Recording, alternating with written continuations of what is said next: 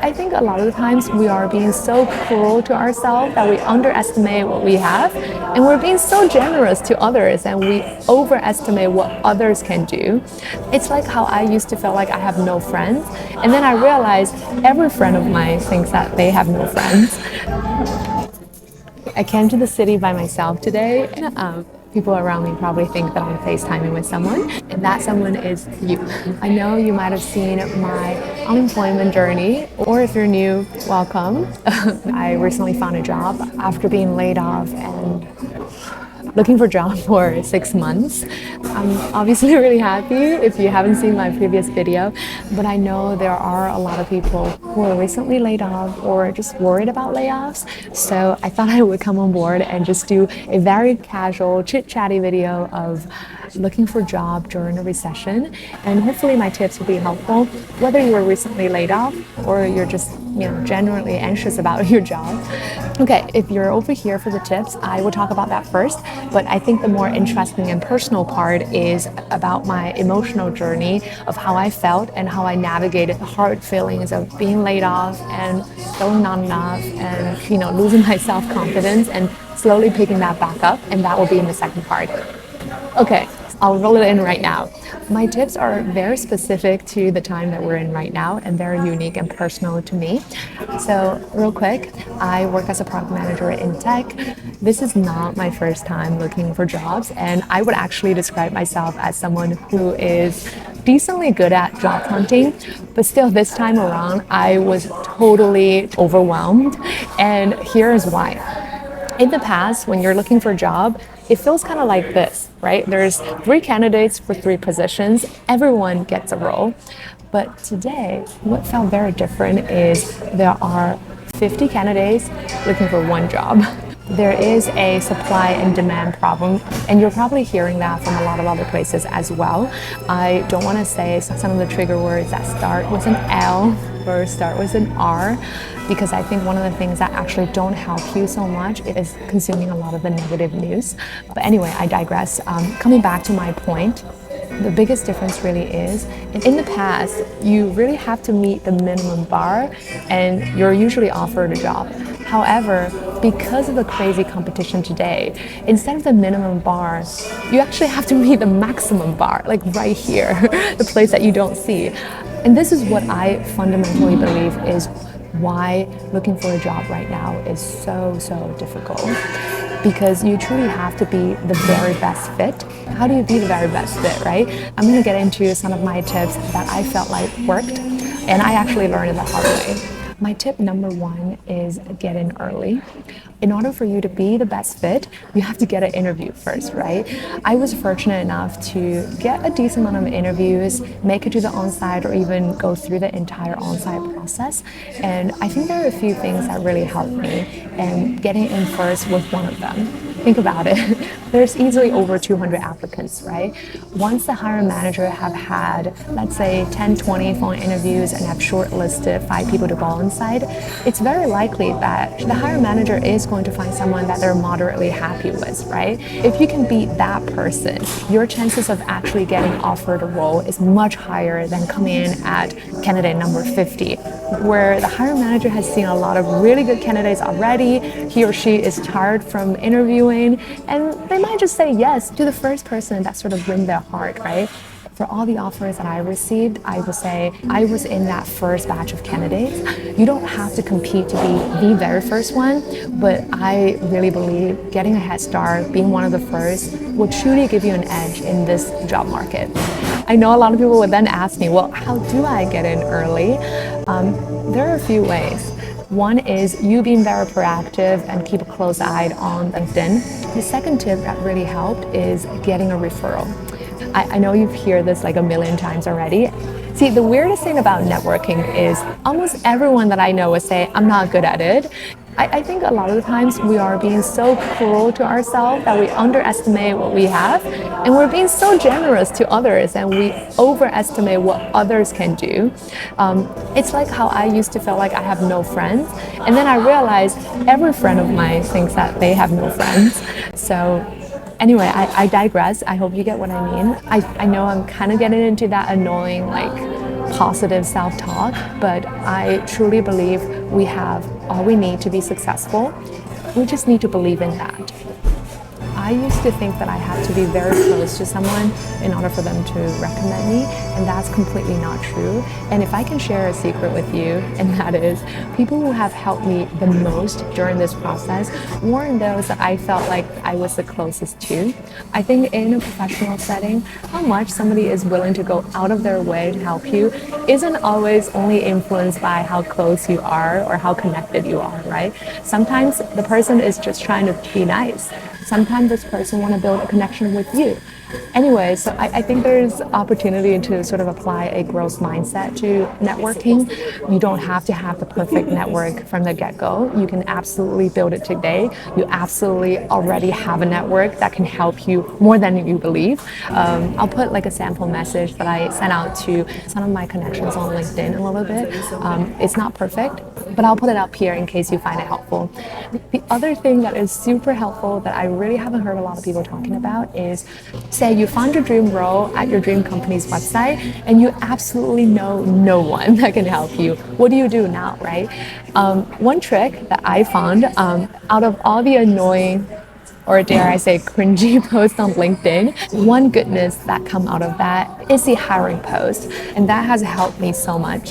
What I do is I go on LinkedIn, I search for hiring plus the company's name and sometimes a role. And you'll be shocked to see that sometimes you find the hiring manager or somebody on the hiring team posting about this role. You can absolutely get ahead and stand out by sending even a cold email to that hiring person or whoever that's posting about the role and say, hey, I'm interested. I think I could be a great fit. Can we have a conversation about it? Definitely give it a try if you haven't already.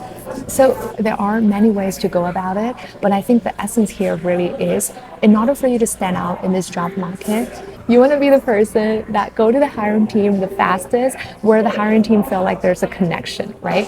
And you do that by applying early and establishing connection with whoever that can make the hiring decision. And if you can do that, you are already miles ahead of a lot of other candidates.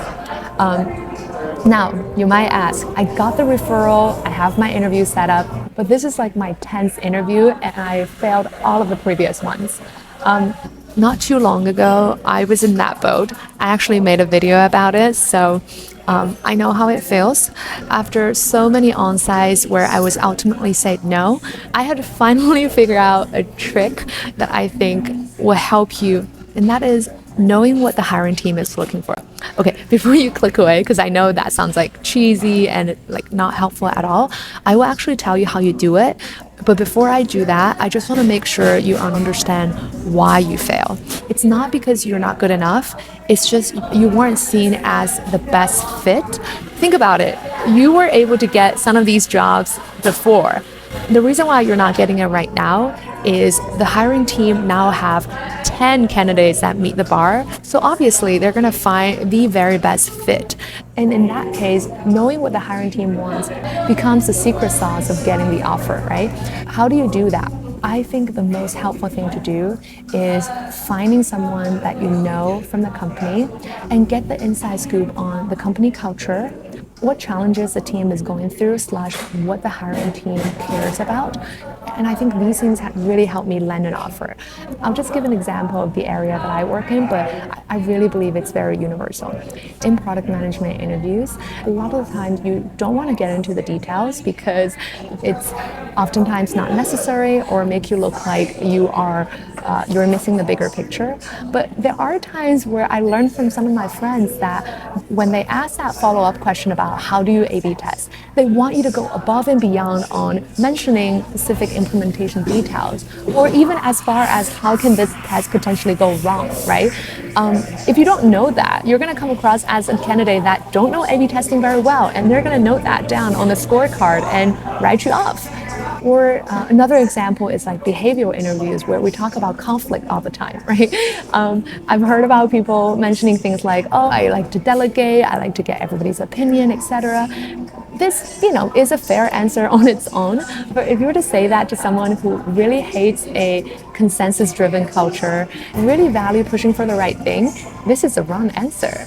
Okay, well, maybe not wrong, but this is not the best answer, right?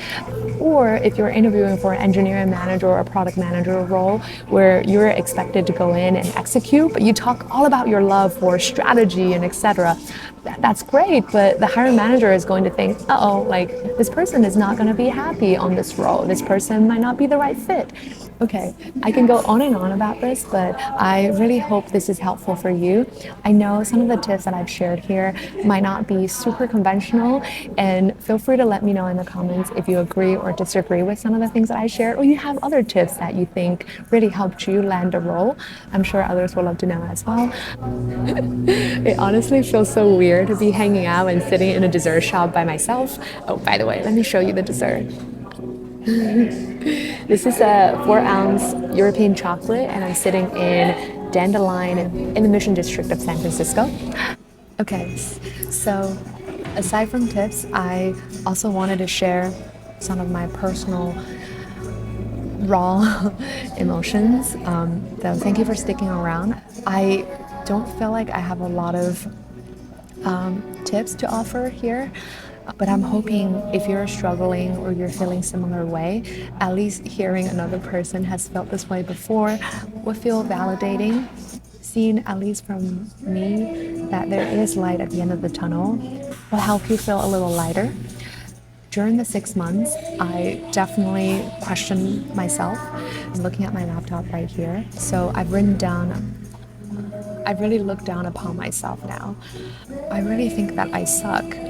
And that's the reason why I get rejected all the time. It's not that I can't take no for an answer. It's because there are too many rejections, and all rejections, even those opportunities that I wouldn't have even considered before, are rejecting me. Sometimes the interviews are easy, but my answer to those questions are so bad, even I myself didn't want to listen through it. There are other times that I feel like I've done my very best, but I still get rejected. I have nothing else but to believe that I suck, I am not good enough, I would never find a job. So I don't know how you feel, but this was actually something that I wrote down in my diary. When you're unemployed and looking for a job, the journey will be very, very tiring, and you're gonna feel lost. I think there are two things that sort of helped me a little bit, which is taking a short break. In my case, I had an immigration clock that was ticking, so it didn't feel like taking a break was even an option. But at one point, I did take a break from all the interviews, and that really kind of healed my energy, if you will. Because sometimes when your energies are so low, you're gonna waste your interview opportunities, you know what I mean? So only you know what's truly best, but I'm sharing this only to let you know that it is an option. Don't push yourself too hard if it's not sustainable. There are also times where you might feel really embarrassed, or at least I did, because my answer were too bad. I was totally awkward.